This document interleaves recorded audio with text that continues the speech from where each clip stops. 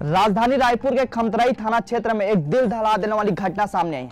यहाँ पति ने चरित्र संदेह के चलते अपने ही पत्नी को चाकू से गला काटकर हत्या कर दी। इसके बाद वह खुद थाना पहुंचकर आत्मसमर्पण भी कर दिया। घटना गुरुवार रात 9-9:30 बजे की है।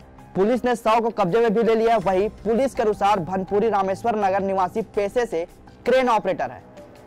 29 वर्ष पत्नी काजल वर्मा की हत्या कर दी। राधेश्याम ने पुलिस को बताया कि जब भी वह घर आता था लगातार किसी से फोन पर बात करती थी। इसी बात को लेकर आए दिन विवाद होता था। इस घटना की रात भी वह काम लौटा तो काजल किसी से फोन पर बात कर रही थी। उसने जब पूछा तो उसे बताने से मना भी कर दिया।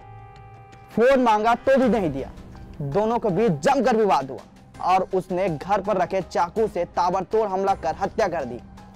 पुलिस के अनुसार काजल राधेश्याम की दूसरी पत्नी थी।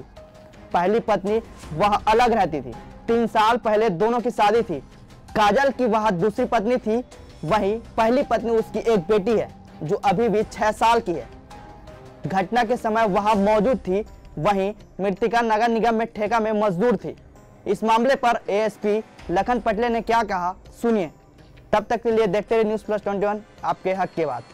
थाना खमतराई अंतर्गत भानपुरी की पुरानी बस्ती में एक हत्या की वारदात हुई है, जिसमें राधेश्याम वर्मा नाम के एक व्यक्ति के द्वारा अपनी पत्नी काजल वर्मा को अवैध संबंध का संदेह के आधार पर उसने धारदार हथियार से उसके गले में वार किया, जिससे उसकी हत्या हुई है।